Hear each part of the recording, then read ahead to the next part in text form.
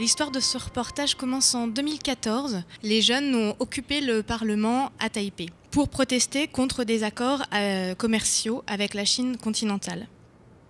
Les rapports diplomatiques sont très complexes et en l'occurrence, Taïwan essaye de vraiment conserver sa démocratie, sa monnaie, sa langue. Et effectivement, la jeunesse taïwanaise est très différente de la jeunesse de la Chine continentale, notamment parce qu'il n'y a pas de censure au niveau d'Internet.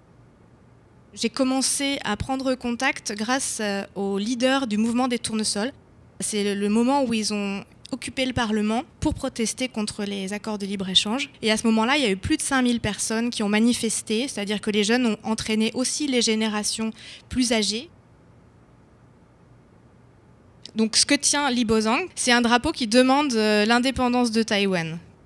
Très régulièrement, il y a des manifestations avec ces drapeaux contre la mainmise de la Chine continentale. Sont organisées tout un tas de manifestations qui sont assez surprenantes. Par exemple, ils sont partis du Parlement en rangeant tout et en faisant le ménage. Ils portent tous le t-shirt « Fuck the government », mais en chinois, Nokotsu, ce qui est marqué, c'est « Quand tu aimes ton pays, tu le sauves toi-même ».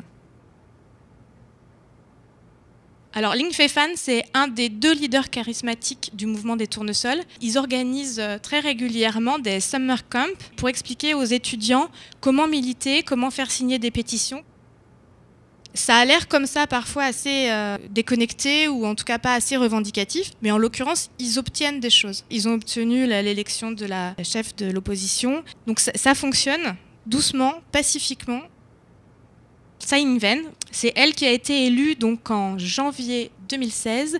Elle a fait en sorte de voter des lois pour la protection des peuples aborigènes. Elle est extrêmement investie dans l'écologie. Et ils ont déjà 3 centrales sur une île qui est grande comme la Belgique. Et il y avait un projet d'ouverture d'une 4e centrale. Et justement, les jeunes écologistes ont réussi à stopper la construction de cette centrale qu'on voit derrière. Ça, c'est une jeune femme qui milite pour les droits aborigènes. Et en l'occurrence, les aborigènes ont des terres à eux, mais ça n'empêche pas des promoteurs privés d'essayer de construire des hôtels comme celui que vous voyez derrière. La permaculture, tout ça, c'est relativement nouveau, hein, tous ces mouvements-là. Donc Michelle, elle a monté avec tout un petit groupe un café-restaurant où on mange bio et où les champs alentours sont gérés par toute une petite communauté où on se prête les outils, où on se donne des coups de main pour faire vivre l'exploitation. Donc c'est un artiste qui est reconnu pour son œuvre et il fait des tableaux à son effigie avec une arme et il se représente lui pour défendre l'île et son identité. Voilà, ça c'est une fresque qu'il a fait contre le Kuomintang qui évacue des habitants. Voilà, et ça c'est des images que j'ai faites sur un peu l'autre facette de cette jeunesse. Ça c'est des cafés de nuit, des marchés de nuit. Tout le monde avec son portable et les selfies.